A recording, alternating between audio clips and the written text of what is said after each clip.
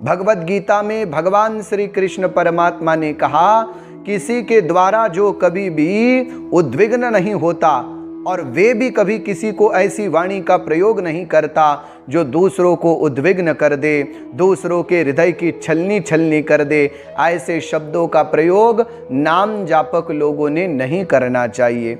नाम जापक की वाणी ऐसी होनी चाहिए जैसे कि अमृत का वर्षाव हो रहा हो। आप किसी से बात कर रहे हो तो जैसे किसी के जख्मों पर मलम लगाया जाता है, ऐसे ही तुम्हारी वाणी होनी चाहिए। और बाहर से जो आपको विपदा मिलती है, आपको दुख मिलता है, आप उसे सह जाओ, कभी भी विचलित मत होना। नाम के प्रभाव से आपके अंदर ऐसे विचार आ जाएंगे जो विचार आपको ऊंचा उठा देंगे। हम सच्ची बात कहते हैं, आपके विचार ही आपको गिरा देते हैं और आपके विचार ही आपको ऊंचा उठा देते हैं। इसीलिए अपने विचारों को अच्छा रखो। सत्संग के द्वारा विचारों का सुधार किया जाता है।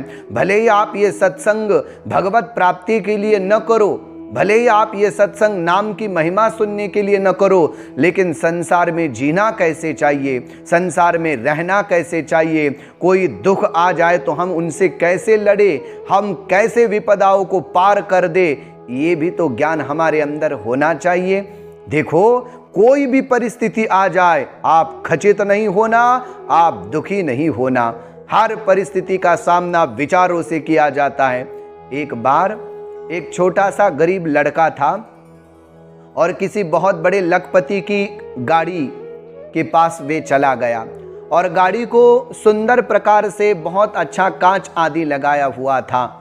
वे बच्चा उस गाड़ी के पास चला गया और उस गाड़ी के कांच को हाथ लगाता है।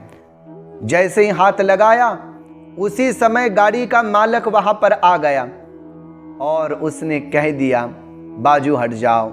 वे बच्चा बाजू को हट गया और कहता है, जानता है ये गाड़ी किसने मुझे दी है? बच्चे ने कहा, नहीं।